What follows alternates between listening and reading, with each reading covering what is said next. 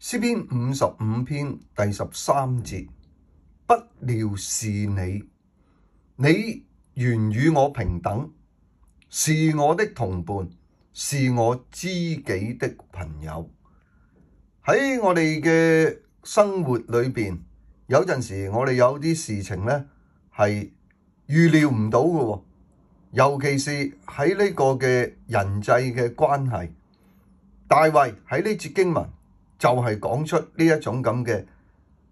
不能預料嘅人際關係。喺前面嗰度呢，佢就話如果係佢嗰啲嘅仇敵啊、辱罵佢啊，佢仲可以忍耐。但係呢度呢就轉咗係咩呢？不料，即係佢諗唔到嘅呢，原來就係你喎。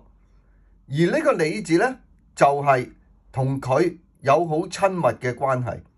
你原與我平等，即係話佢哋係一個平輩嚟嘅，係我嘅同伴嚟嘅喎。最重要呢，呢度講到呢，佢即係呢個你係我知己的朋友嗱，即係話呢，原來辱罵佢啊，或者係對佢唔好嗰啲呢，唔單止唔係佢嘅仇敵喎，竟然係佢嘅知己，佢嘅朋友。嗱，呢一度呢，就係俾阿大衛呢一個好大嘅衝擊啦。佢冇諗到呢，原來係佢所信任個關係密切，係佢嘅知己朋友去辱罵佢，或者係即係對佢係作出一啲嘅即係佢想象唔到嘅呢啲嘅惡行。喺我哋嘅生活，有陣時我哋都諗唔到某啲嘢，咁咧，但係現實就係咁樣嘅喎。嗱，即係某啲人佢可能為咗自己嘅利益啊，或者係某啲唔同嘅問題咧，係會出賣佢嘅知己朋友，或者係去即係對做某一啲嘢對佢咧係有害，而佢做嘅咧可能就係一種未必一定係損人利己添啊，即係未必一定利到自己啊。嗱，喺大衛咧，佢就睇到呢一啲咁嘅複雜嘅難以預料嘅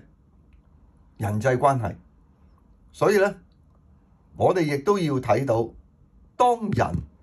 喺某一種嘅處境裏邊咧，可能